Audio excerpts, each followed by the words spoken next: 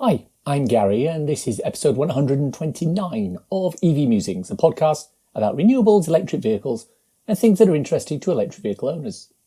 On the show today, we'll be speaking with Zap-Map.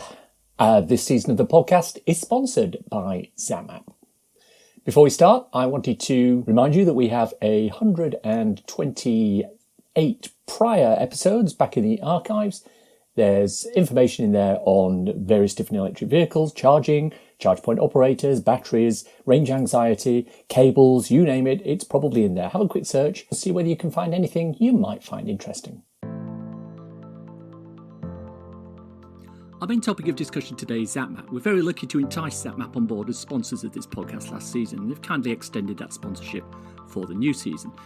And I know that they're looking to make a few product updates and announcements, so I wanted to get back to them on the show to chat charging infrastructure, status updates and forward-looking plans. To talk about these things and more, please welcome Dr. Ben Lane, who is, I believe, the other Zap-Map co-founder and Chief Technology Officer. Is that right, Ben? That's right. Hello, Gary, and hello, listeners. Hi.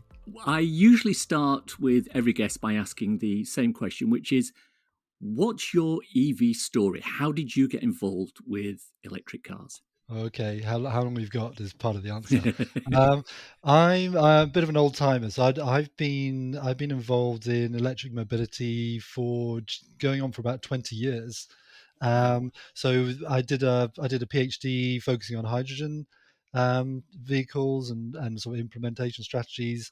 Finished that in 2002. So, but I was doing that, I started that in the last century. But very, very keen to, at the time I was looking at the possibilities for e-mobility, and I wasn't the only one, but there weren't that many of us in the UK and elsewhere. And again at the time, hydrogen looked the most promising. So I was close to choosing the right technology in the sense that it was electrification, but not quite right with the energy storage. But and really coming out of that, I personally became convinced that it was possible, and spent the next 10 years, so that up to about 2010, knocking on doors in the public sector, various government departments. I actually worked as a consultant for about 10 years, doing reports, looking at the feasibility, also looking at all the other options at the time, and there were many. I don't know if you remember what the list looked like back then, but it was LPG, CNG, biofuels, number of biofuels, petrol, diesel, and the list went on, and it was very complex and very difficult for the consumer to understand. So at the end of that decade, that's what really spurred me to look at setting up a website to help consumers understand. That became nextgreencar.com, and that's when I started working with Melanie, the other co-founder, and that was really the start of our journey in consumer facing information. What do consumers need? Non-experts. What do we all need to choose a green vehicle, or as green as possible? And so we were very well placed when electric cars started to arrive on the market, and the Nissan Leaf was really the first, which sort of woke everyone up. And hang on a minute, there really is a commercial product here that the vehicle manufacturers, or one manufacturer, was interested in at the time, and really, we recognized that this was going to be the future, and then set about thinking about what EV drivers were going to need. Of course, they're going to need to know where the charge points were, and there was going to be need for a map. So we decided to just set one up, and that's what we did. I think that's one of the things that is the hallmark of an app, that people they want something like that because it's found a niche in the market that nothing else can fulfill. You've got, as you said, you've got the fact that people want to know where the chargers are. They want a map. They want the ability to be able to locate something, see what's there, how many chargers, the power rate and things like that. So that it was a bit of a niche market, which I think you got in there and exploited very, very well. Now, I want to come back to Zap-Map in a few moments, but I do want to just loop back to something that you touched on then, hydrogen vehicles. Are you definitely of the opinion that whilst hydrogen as and energy storage has its advantages, it's probably not the right one, at least for road vehicles, for passenger vehicles. Yeah, I think you're right. In a way, hydrogen, you could say sort of hydrogen missed its moment because, I mentioned the Nissan Leaf, but of course, yeah, Elon Musk and set up Tesla 2003 and had other ideas about what the powertrain was going to be, and on the engineering, definitely called it right. So I think hydrogen missed its moment because battery electric technology could deliver. And I think you often hear the vehicle manufacturers say, oh, hydrogen enables refueling, faster refueling. Or it seems to be closer to liquid fuel as far as the experience is concerned. But when you actually start to dig down, hydrogen is very difficult to deal with and to transport. Mm-hmm. There's a lot of hydrogen about, and I'm not sure if this stat is still true, but when I was doing my PhD, around 2% of the world's energy was turned into hydrogen, which is a huge amount. Wow. But it goes into the chemical industry. It's what's used to refine petrol and diesel, or crude oil into petrol and diesel. It's used for the cracking process. It's used to make margarine. It's used to make chemicals of all varieties. It's a very valuable commodity. So to use hydrogen as an energy carrier is a little bit of a sort of a new sort of route that industry would have to do. But actually, to get it, it doesn't come to our houses normally, as does electricity. Electricity is there already, Mm-hmm. and to set up fueling stations is non-trivial. There were a couple around London. The planning process was very difficult because there are not a it's not more risky, but there are different risks. With any new technology, there are different pros and cons, as I'm sure we'll come to later in the conversation with electric. So I think hydrogen has yet to find its place. Maybe stationary energy storage, maybe heavy duty trucks, although I think electric might win the day on that as well. So I'm not anti hydrogen. I just think that it's great. We've got two choices, and at the moment, the electrochemical solution, i.e., what we call the battery, is can deliver electric mobility now. So we don't have to wait for hydrogen to find its place. We don't have to be anti-hydrogen. Let's just push on as fast as we can with electrification. And I think hydrogen may find its use as a range extender, possibly. Just a very small fuel cell, just as emergency or top up. Who knows? But we don't need hydrogen for certainly for light duty. But it's it's going to find its place, and I think time is going to need to wait a little bit longer to see what that is. Yeah, I don't think, at least from my point of view, I don't think anybody is out there saying no, hydrogen's not going to work for anything.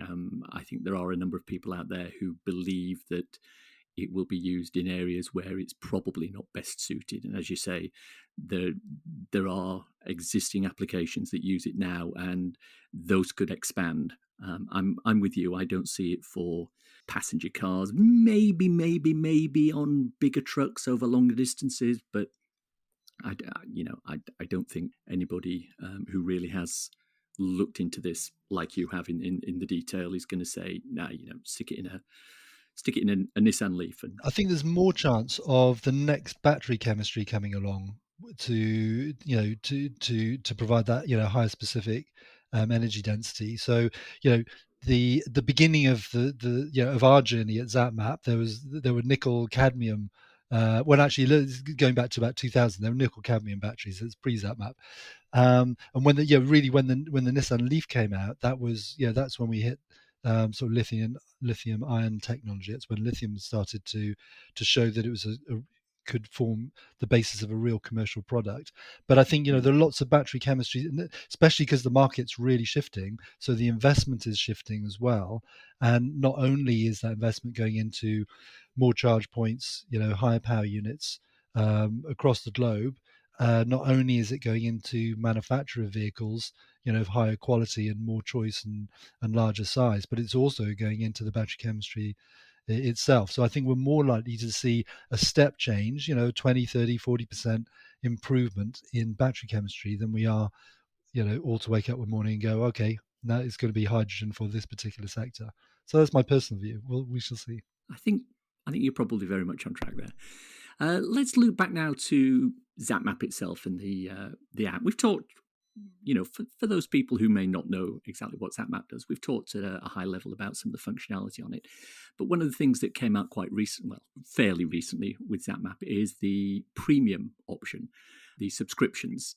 Do you want to briefly go through what those are and explain the differences between the various levels for the audience, please? Yes, I sure can. Just maybe before I do that, a little bit of background. So the core functionality is still free, and until last year, everything was free, and we've been working 7 or 8 years to provide really high quality information free to users. Because we really our mission is to support the switch from ICE to EV. I mean, there came a point where we needed to make some revenue too. So that's the thinking behind Plus and Premium, which I'll go through shortly.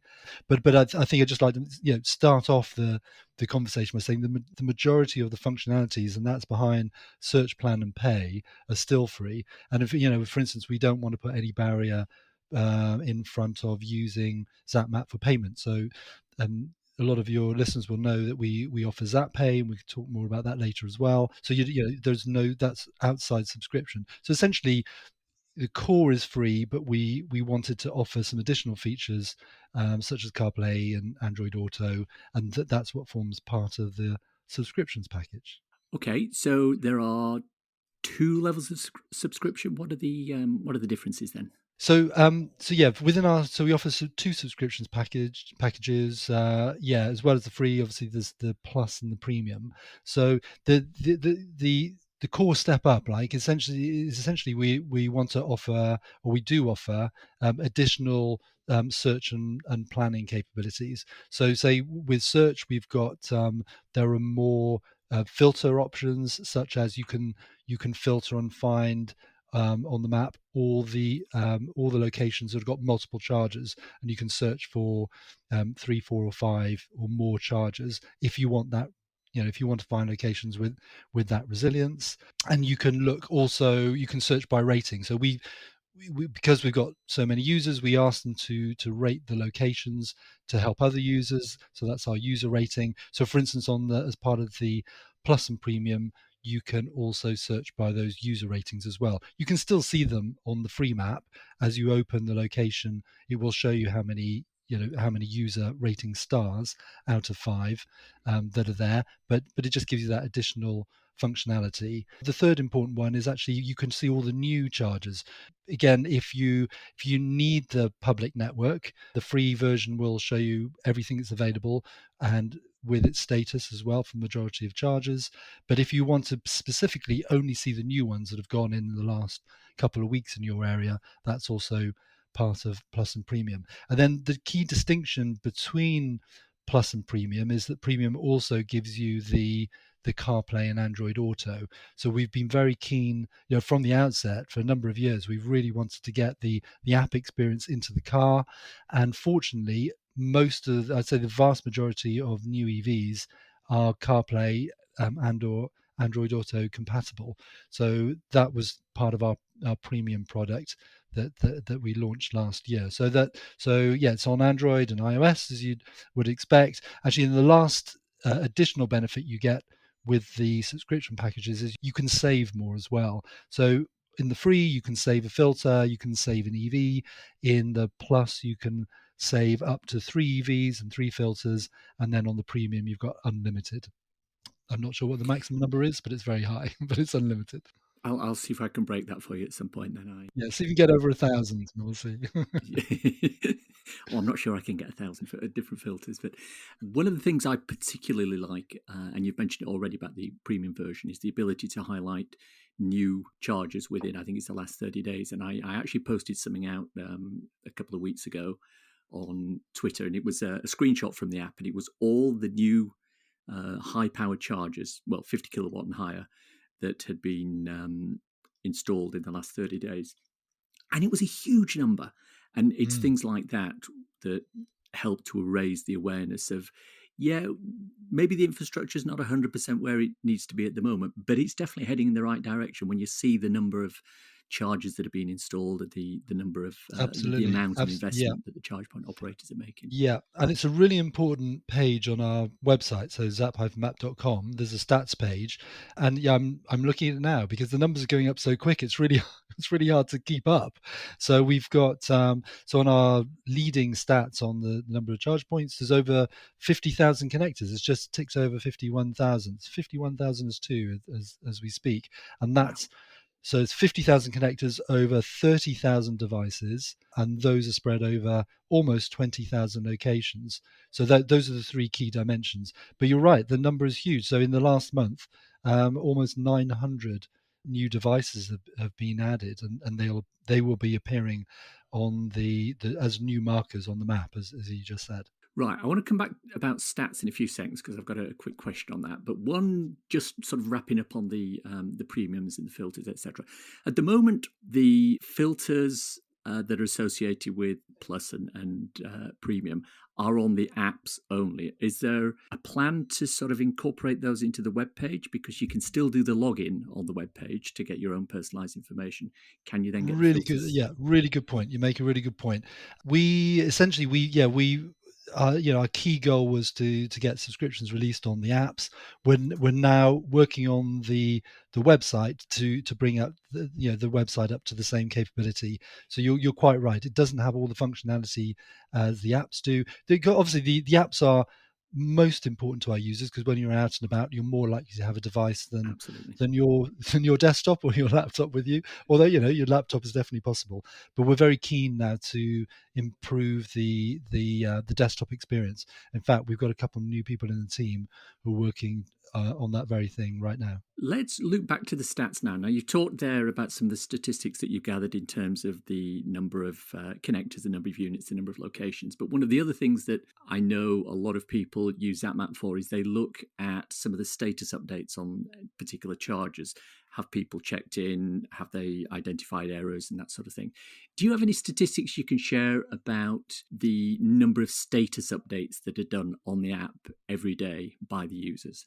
Not on hand, but I can tell you, generally. So we've got over 70% of all the devices are updated every 5 minutes across the whole of the UK on Zap-Map. That's our and there's a certain proportion that just can't provide that data. There's a lot of, sort of dumb units out there. So the majority of devices, we've got inbound APIs in our system coming. We've got good relationships with the CPOs, so that data comes into the Zap-Map platform, and we update that every 5 minutes.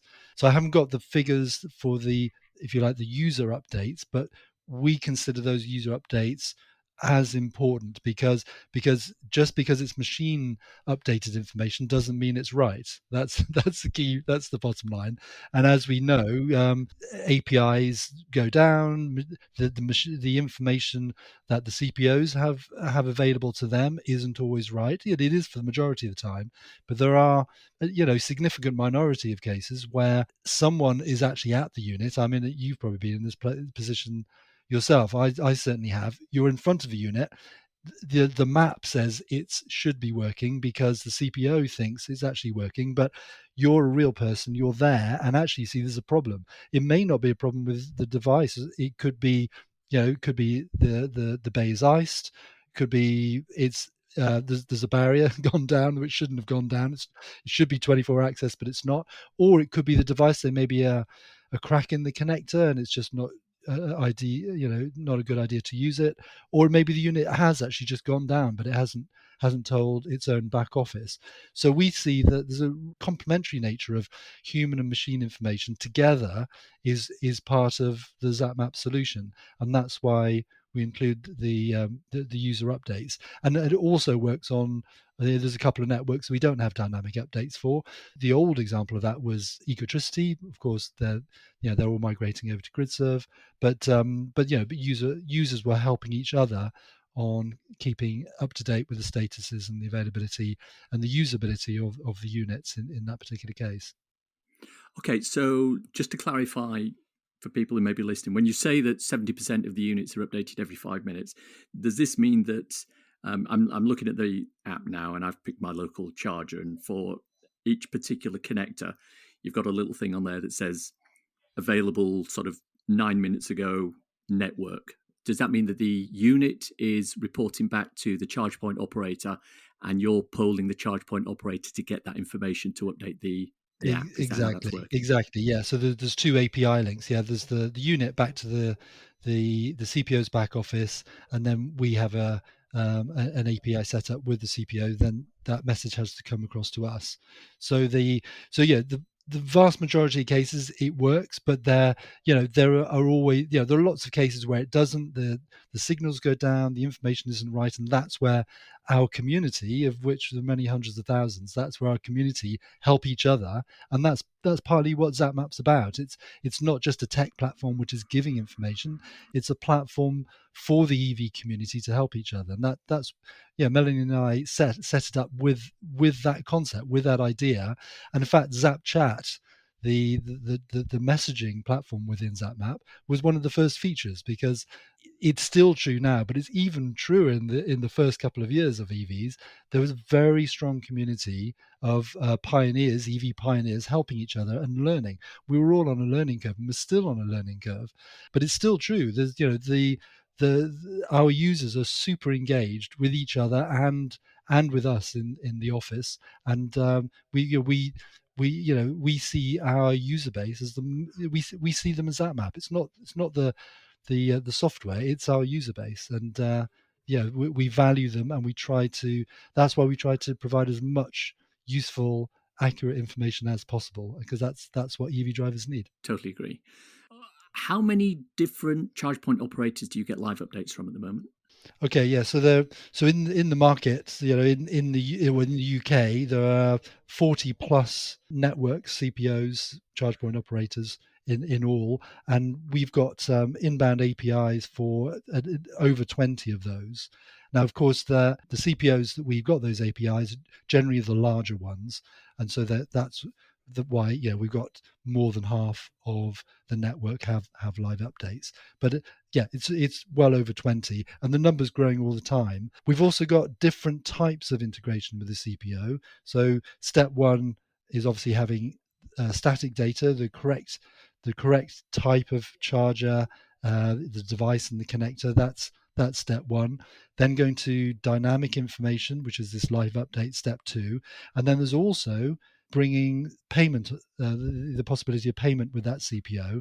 That's what we call Zap Pay, and we've got 9 CPOs signed up with Zap Pay, and we've got more coming on stream in the future as well. So there's a number of levels of integration, but with the live updates, as I say, well over half of the CPOs in the UK, the major ones, which represent 70% of the devices. Okay, and I would be shirking my responsibility as a podcast host if I didn't ask the question, which is, are there any CPOs that you've approached who've said, no, we do not want to be involved in this? Because obviously you mentioned Ecotricity, the old Ecotricity, who made it quite clear they didn't want to share that sort of data. Are there still ones on the market that have that attitude? Yeah, simple answer, yes. It's easy. Your users can find out by just going onto our app and looking at the list of networks. Yeah, yes, there are. And, we've got really positive relationships with all the CPOs, but they've all got different business models. They've got different position in the market. So we fully understand why, those that do want to share data and those that don't. So it's very much, we see it as, data partnership with the CPOs, and some of them have their own reasons why they're not ready to share data, but we still talk to them, and we look forward to working with them and possibly sharing data as quickly as we can. Are you in active discussions with any of those that aren't on board yet to bring them on board? Oh yeah, absolutely. We're in discussions with, I'd say, all the CPOs all the time. That's part of our in our development team and also our senior team. Those discussions about working with, not just on data, but working with CPOs is key, because essentially we are the UK's leading aggregator. We want to, as I said before, we see our mission is to provide that really high quality information across the whole of the UK. We can talk about other countries maybe later in the call. That's our key mission in order to help the switch. And we know that a lot of people will, if they're unsure about buying an EV, they'll check on Zap-Map, and when they see how many charge points there are, that'll help them make the decision. So obviously, our discussions and our relationship with the CPOs is key, because that's all part of bringing the data together. So we see it as a data partnership, and we really want to work with the CPOs to help them understand what's going on in the market as well. As an example, where those CPOs where we do have live updates, we provide key information back to the CPOs. So if we're getting lots of users who are reporting really good things on the network, or there are problems on the network, we will feed that back to the CPO, because we think that they need to know, and that's all part of working towards working together to solve problems, because there are lots of problems out there still. We know that, but we think the only way to do that is to play our role in sort of facilitating all those conversations and trying to get the best information out there. And is that done procedurally? I.e., is there something in the background that's saying I'm getting a lot of hits on a certain charger, I need to look at that? Or is that somebody, a physical human, sitting and monitoring the chat that's coming in and identifying trends? Yeah, a little bit of both. It's more on the chats. If there are key issues coming through on the chats, then we've got a data team who check the data coming on to the Zap-Map platform. But equally, we've got a community team, and our community team will be tracking feedback, and they know who to talk to in the CPOs. They might just say, oh, there's a problem in this particular region, and and we can provide visibility to the CPO. So in a way, we're providing visibility to the users about what's available, where it is, and is it available right now, and also we provide a service, as we see it, to the CPOs as well, to help them understand where they should build new chargers next, and how their current infrastructure is working and being used. Let's talk a little bit about Zap-Pay. Now, you've mentioned it already, and obviously it's one of the USPs of your particular app, which is that rather than having to mess around with RFID cards and however it is, you can plug your vehicle in, you can sit in the car, and you can start the charge and make it and use the app as payment. The question that I have, it's an extrapolation of that, which is one of the areas that I think is going to be big in terms of paying for charging is plug and charge. One of the problems that particular process has at the moment is that you need a separate token for each supplier or each charge point operator, so that they can all be paid separately. But with Zap-Pay being able to deal with numerous different charge point operators, is there a market opportunity for you there to go in and say, we will deal with the plug and charge token aspect? Yeah, really good question. Yeah, and you cover a lot of ground in that question. Maybe let's come to the plug and charge in a couple of minutes. I think the first thing on payment is that I think you and your listeners will know. The current range of payment systems are free. There are actually quite a lot of free units out there.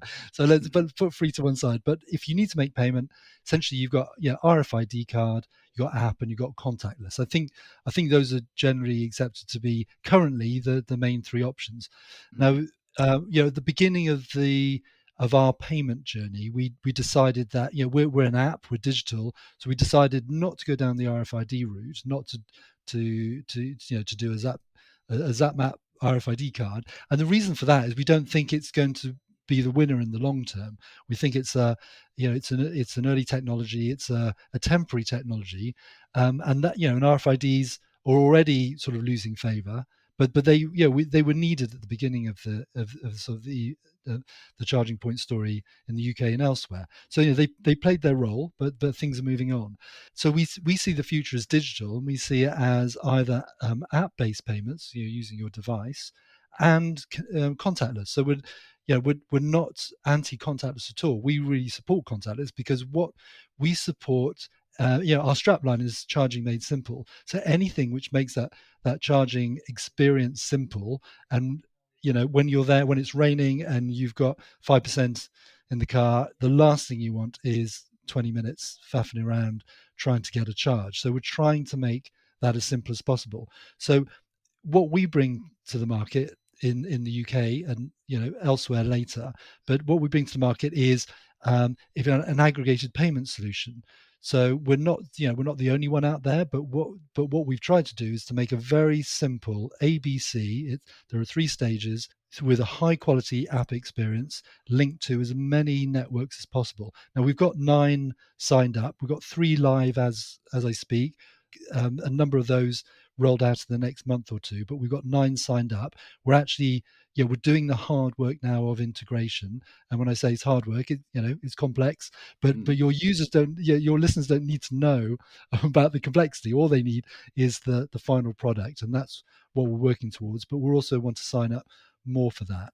Now we see the app payment through Zap-Pay sitting alongside contactless, and actually they might merge, because if you go to parts of Asia, South Korea, most people don't use their cards for payments. They use their mobiles. They use Apple Pay or Google Pay. So that will be likely to, as quickly as we can, we'll make that the next iteration of Zap-Pay, where we bring Apple Pay and Google Pay within our integrated solution. And then it won't be ABC, it might be A. It might be you press one button and you use your device as you would a card. So you can see that app payments and contactless are not that far apart. They're part of the same solution. Does that make sense? It does. Great. Okay, so that's the first part of my answer. I think that the second part is about the long-term destination, and we really support the plug and charge type solution, the plug and charge solution, experience, where and just so your listeners know, this is where you don't need an app or anything in your hand at the time. They still have a role to play, but we can come back to that if we want. But you plug your car in, the charge point and the vehicle talk to each other. They know that you're the owner. They know they recognize each other, and they start the charge, and they happily take the money out of your account automatically without your knowledge. So that's we completely support that, and we are working towards that. And I think we're currently doing a lot of thinking about how we work towards that. And so at the moment, for instance, there's a number coming out, an ISO standard, the ISO 15118. So the ISO 15118 is a standard which many companies are using to deliver that. It's not the only game in town, but we are looking at that, and we'd really like to get something like that in the market as quickly as possible. But there's a lot of work to do on the integration side. It's it's not just the customer facing product, it's all the integration under the hood that needs to be done. But we're looking very hard at that, and we want to bring that to market as quickly as we can, because we think that's what we want. We know that's what EV drivers want. And of course, before I'll let you get a word in a minute, but the key thing is that key EV drivers, i.e. Tesla drivers, have had this for getting on for a decade. So it's not like it's a new idea. It's an old idea. Tesla have had it a little bit easy because they have a complete closed system. They make the vehicles, they make the chargers, they make all the software, they can make everything talk to each other. Zap-Map and others, we're in a different space where we need to talk to different technologies, different back offices. We use OCPI, which is a well-known data standard, but even then, it's far from trivial to get all these different systems all humming and singing off the same song sheet. That's our job. It's very hard work. We're completely happy to do it because that's what Zap-Map is. We try to make all this complexity really simple, so the end user experience is as simple as possible. Excellent answer. Lovely. Thank you. I like that. Right. I got a little sort of a brain teaser for you at the moment, just to see how we can get on with this. Now, it goes without saying, I love Zap-Map as an app, don't get me wrong. But the one big issue I have with it is this. I need to get to somewhere like Norwich from where I live in Hampshire. Now, what I'll usually do is I'll hit Google Maps, I'll check the possible route, I'll check the distances involved, and when I know how far it is, I need to then go to Zap-Map to check the charges that are en route and available. Now, the problem is that Zap-Map doesn't have the mapping/search/planning function that Google has. You can't find a distance from my house to a specific point that doesn't have a charger, for example. Nor can I check a route without needing to plan the trip and locate charges along the way. But Google doesn't have the Zap-Map filter functionality I like. So, show me only the Osprey or GridServe or MFG or InstaVolt multi-unit chargers en route. And this means that planning a journey is a two-stage process. Talk to me about if and how you'd solve that issue. Okay, yeah, really good question, and yeah, thanks for the affirmation, but thanks for the criticism as well. We're always open to positive criticism. I mean, I think I'd start by saying that our route planner may have a bit more functionality than you think. I mean, happy to talk around this.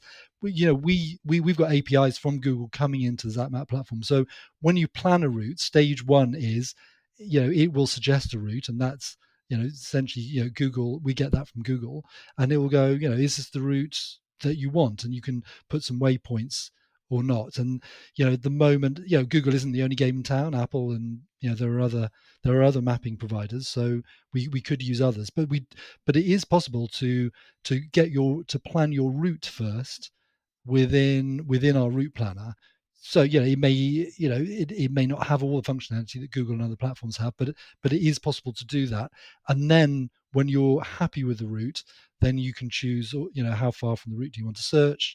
Last year we launched the auto route, where you don't have to do anything. You just say, this is as long as it knows what EV you have and what your starting charge is, how much risk you want to take in going down to 5%. Then it will work out on live data what's actually available in real time. It will come up with a recommendation. But you've also got, show me all the charges on the route, and also suggest some charges, and then you can sort of work with the route planner. So it definitely does that. But I talked about, we're thinking about 15118 in the future. We're doing a lot of work on our route planner. So there will be, our next iteration of our route planner out by the end of the year. We've done a lot of work in refactoring the code and getting it ready for the next stage. So we're still building that at the moment. And our key challenge at the moment is, how do we keep this experience as simple as possible, but again give users who are traveling, who are planning longer journees, the capabilities they need. I know exactly what it's like. I've just spent 2 weeks crossing Spain, unfortunately not with Zap-Map yet, but I know exactly the challenges out there. That you've got a number of things going on. You need to find the right chargers, but there's a particular route you want to go on, and things change halfway through the journey. You might want to change. So we've done a lot of work on our current route planner, but there is more to come, and there'll definitely be a new version by the end of the year. Thank you for that. You did sort of tangentially touch on my next question, which is, you're very much UK based at the moment in terms of coverage, and several of the other apps in this space are not. Are there plans to expand that way? Yes, definitely. And we're actually in Republic of Ireland already, so we're actually outside the UK. just so everyone knows. But I think we're actually going through an investment round right now, and a key part of our goal is, once that round is closed, is to energize on going to other countries. So going international, and we're looking at the areas you'd probably suspect. We're looking at Europe, partly because of our proximity to Europe, but there's some really important EV markets in Europe. France and Germany are the really large automotive markets like the UK, and there are a lot of EVs there, and there are a lot of users that might like the way we approach data and presenting the information.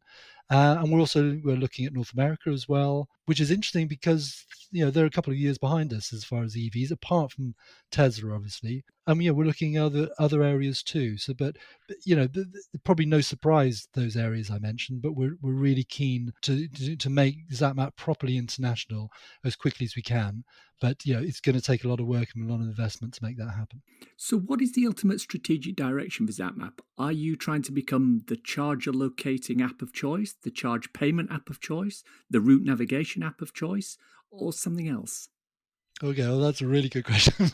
Can I say all of the above? I mean, I think one thing that we have got right. I'm not saying we got everything right at all, and we get lots of positive and negative feedback, and we respond to both. I think one thing we have got right though is we've tried to to give the breadth of information services that EV drivers need. Yeah, they need the search. You need to find the charger. You need the search capability. You need a routing capability as well, and you also need a payment capability. And we've got plenty of competitors, and they often focus on one of those. But we're very keen to. We think there's a minimum search, plan, pay. We also do share and drive. And we think those 5 areas. The market needs really high quality, one stop shop, or is it one stop shop? I should say one stop shop for all of that information. There's a couple of other dimensions as well. We're mainly a consumer, a private driver platform at the moment, but at the beginning of this year, we gone into partnership with All-Star. So there's the All-Star fleet card, and we're working very closely together. So if you're an All-Star fleet user and you've got an All-Star card, you can now put your All-Star Electric One card number into the app, and then you can do app payments through Zap-Pay.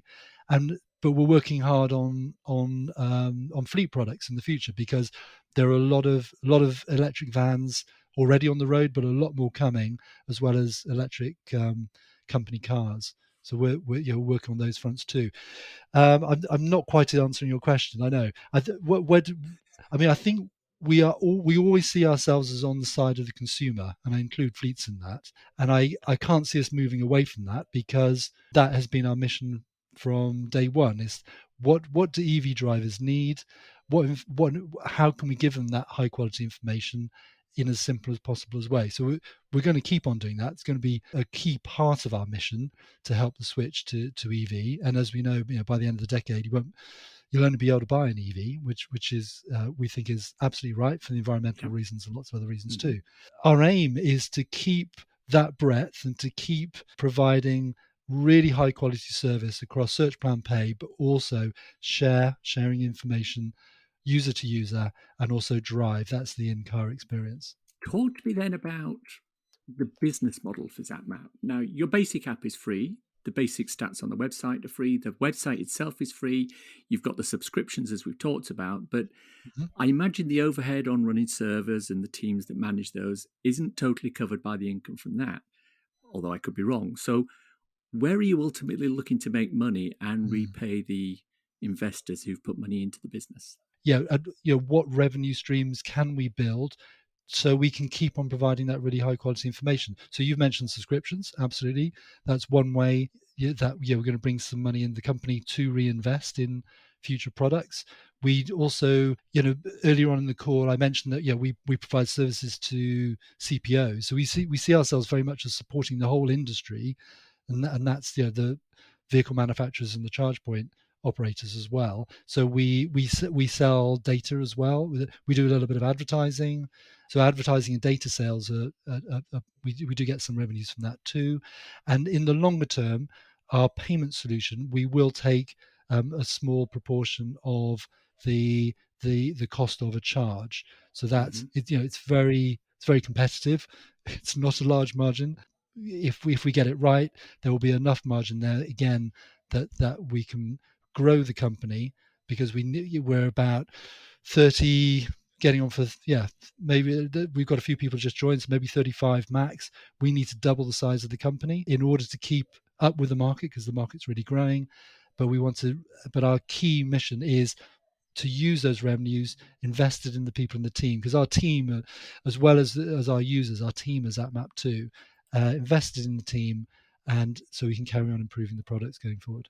Talk to me about Zap-Map over the coming months, weeks, years. What's happening? What's exciting you about it? Okay, well, I've mentioned a number of the key things that we're working on, but I'll mention those and a few other things too. So we're working really hard to get information to our fleet users on a fleet product, which we're aiming to launch by the end of the year.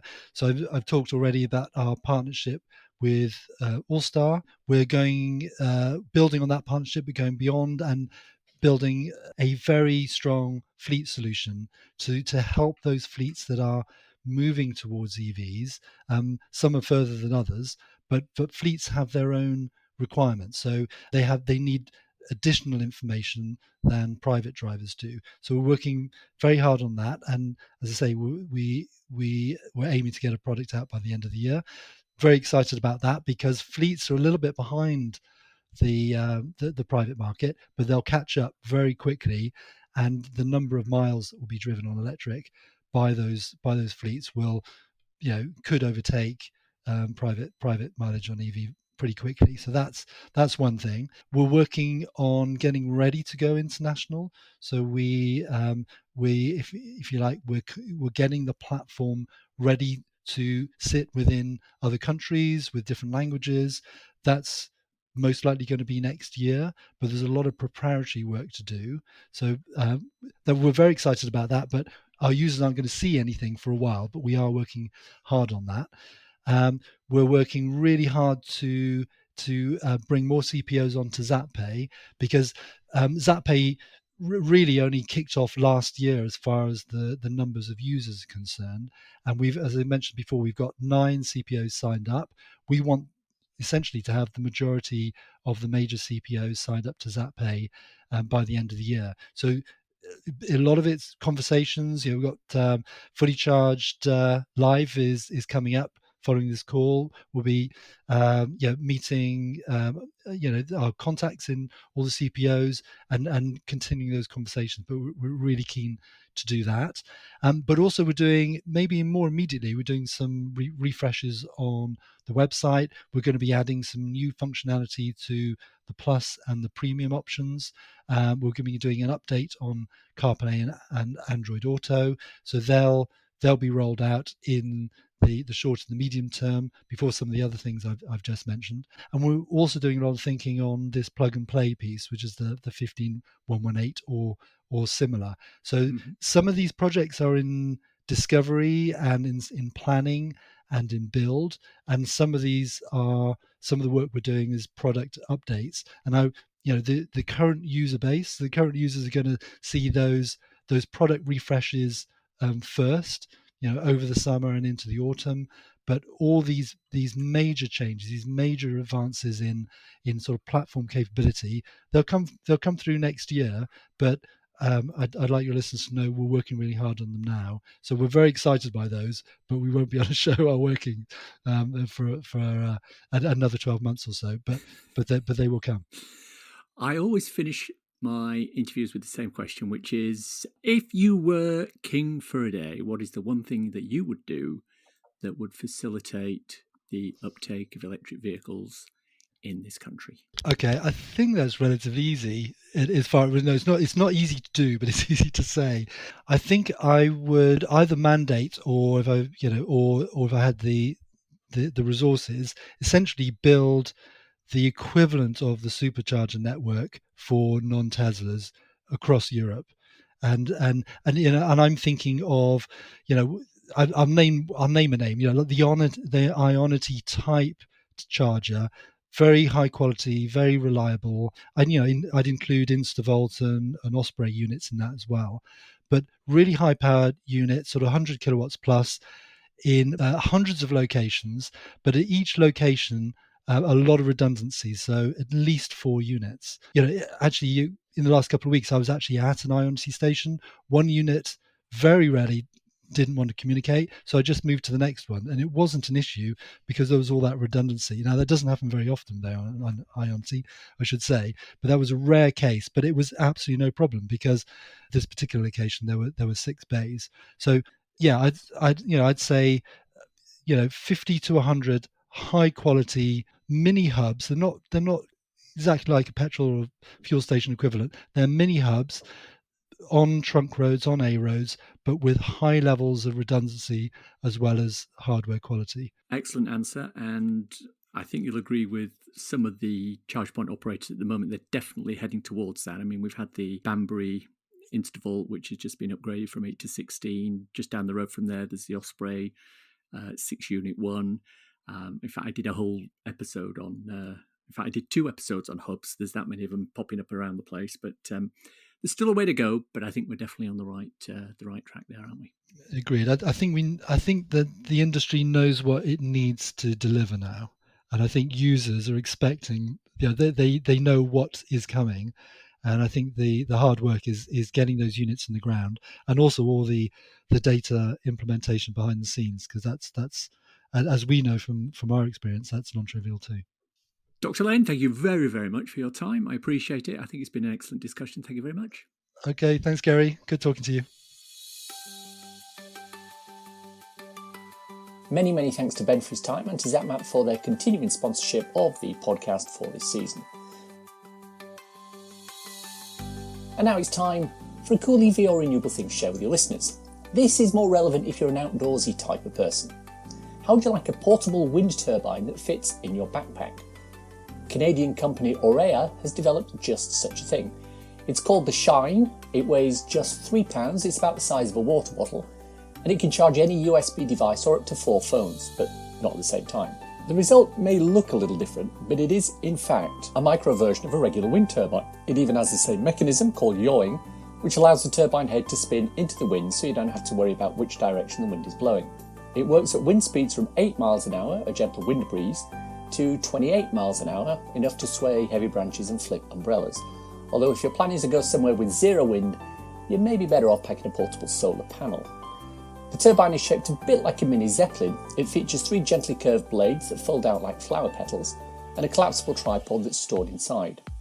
The product launched on Kickstarter last year and on Indiegogo last week. It's raised over $270,000 so far, and it will be shipping in a matter of months just in time for camping season. Fantastic. The EV Musings podcast is sponsored by Zap-Map. Zap-Map is the go-to app for EV drivers in the UK. Use it to search for available chargers, plan electric journeys, pay for charging on participating networks, and share updates with other EV drivers. Zap-Map is free to download and use with subscription plans for enhanced features such as using Zap-Map in-car, on CarPlay, or Android Auto. And that's the show for today. Hope you enjoyed listening to it. If you want to support the podcast and the newsletter, please consider contributing to becoming an EV Musings patron. The link's in the show notes. Don't want to sign up for something on a monthly basis? If you enjoyed this episode, why not buy me a coffee? Go to coffee.com/EVmusings and you can do just that. ko-fi.com/EVmusings. Takes Apple Pay too. If you want to contact me, I can be emailed at evmusings@gmail.com and I'm also on Twitter @musingsev. If you want a quick reference ebook to read on your Kindle, I wrote a little something called So You've Got Electric! It's available on Amazon worldwide for the measly sum of 99p or equivalent, and it's a great little introduction to living with an electric car. Please check it out. Links for everything we've talked about in the podcast today are in the description. If you enjoyed this podcast, please subscribe. It's available on iTunes or wherever you get your podcasts. Please do leave a review, hopefully 5 stars, but entirely up to you, as it helps raise visibility and extend our reach in search engines. If you've reached this part of the podcast and you're still listening, thank you so much. Why not let me know you've got to this point by tweeting me at MusingCV with the words, "A word from our sponsor." Hashtag, if you know, you know. Nothing else. Thanks, as always, to my co-founder Simon. You know, he's looking at going into crypto in a big way. He's bought thousands of those Arduino computers that are just designed to mine Bitcoin. He's got them all racked up in a shed beside his house. No idea how much money he's wasting on electricity, but at least he's sure everything's secure. He's had a custom-made security program built which randomly changes the IP address of every device in a given period of time. We've got over 70% of all the devices are updated every 5 minutes. Many, many thanks for listening. Bye-bye.